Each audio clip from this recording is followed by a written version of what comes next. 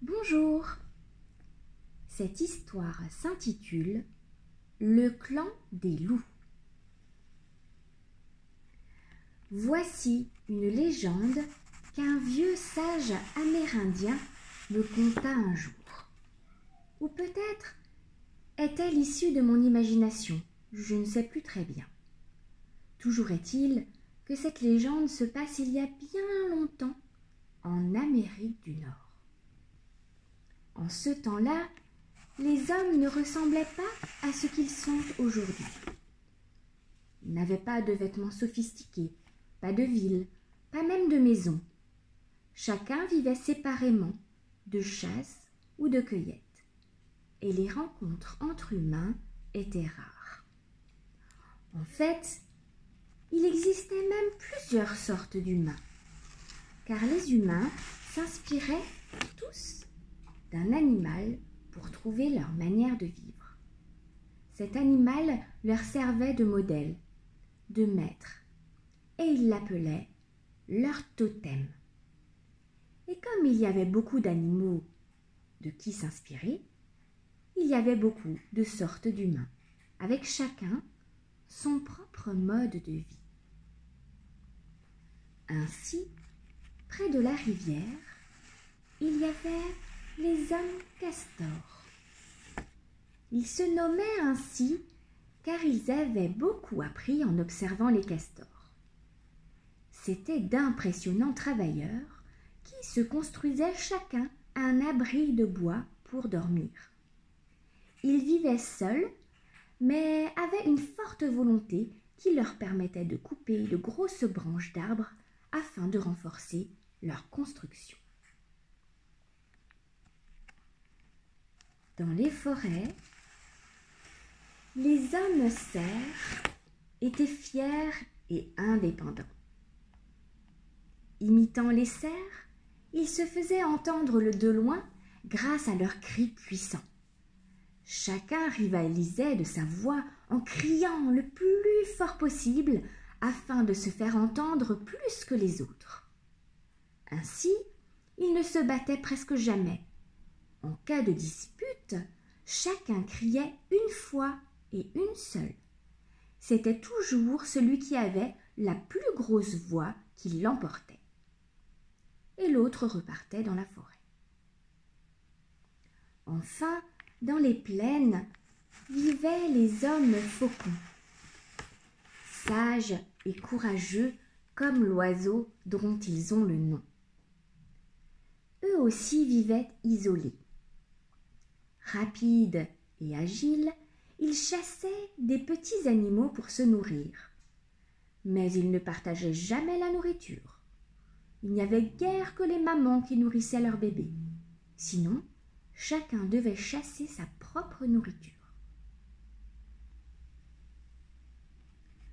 Un jour, un clan vint s'installer, juste entre la forêt, la rivière et la plaine. Ce n'était pas un clan humain, mais un groupe de loups, une famille de loups, une meute de loups. Cette meute s'approcha d'abord de la rivière pour se désaltérer.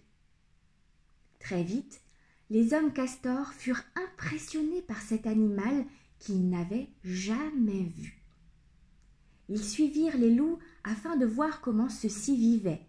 Ils s'aperçurent que la meute avait des bébés qu'ils avaient cachés dans un abri que tous avaient creusé ensemble, la tanière.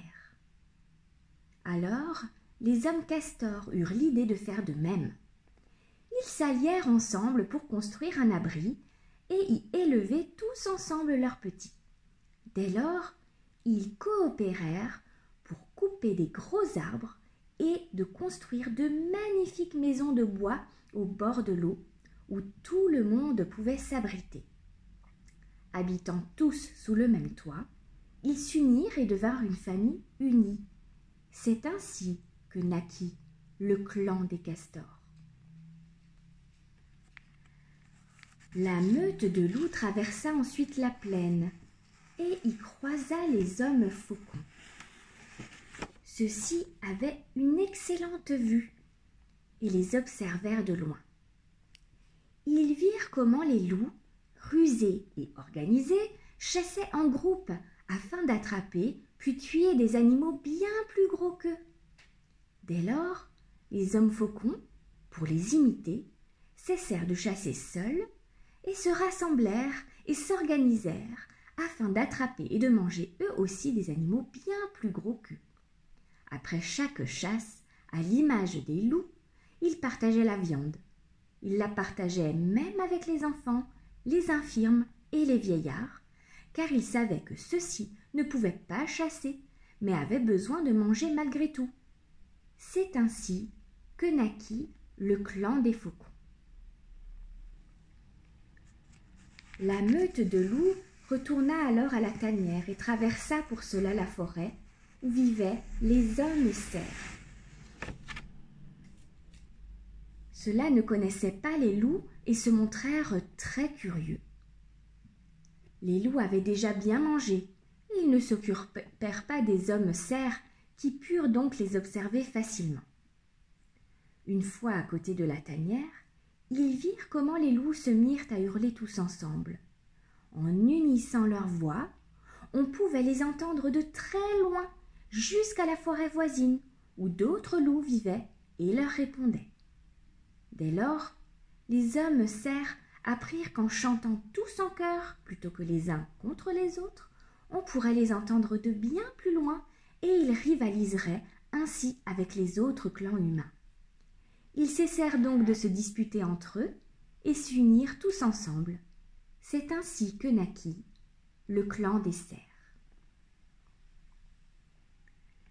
Cette légende amérindienne raconte que c'est donc grâce aux loups que les humains se sont rassemblés en plusieurs clans. Chaque clan était très respectueux de cet animal, car la leçon qu'ils avaient apprise à son contact était la plus importante. L'union du clan, qui apporte le confort grâce à de grands et solides abris construits ensemble, de la force grâce à la viande chassée et partagée ensemble, et de la protection grâce à la défense collective. Les humains ainsi unis se détachèrent progressivement des animaux qui les inspiraient, car ils étaient devenus suffisamment forts pour vivre sans leurs animaux totems. Ils s'isolèrent de plus en plus entre eux, dans leurs maisons qui étaient de plus en plus nombreuses et finirent par former des villages, puis des villes. La plupart oublièrent leurs animaux totems et ne se souvenaient plus que c'était grâce à eux que leur venaient leurs différentes qualités. Mais certains humains ne pouvaient pas se détacher totalement de leurs inspirations naturelles, et afin de ne jamais oublier les loups qui leur avaient appris la vie en communauté, ils les invitèrent à dormir sous leur toit. Dès lors, quelques jeunes loups vinrent partager le quotidien des humains, intégrer leur famille, partager leurs repas et hurler avec eux. Et c'est ainsi que naquirent les chiens.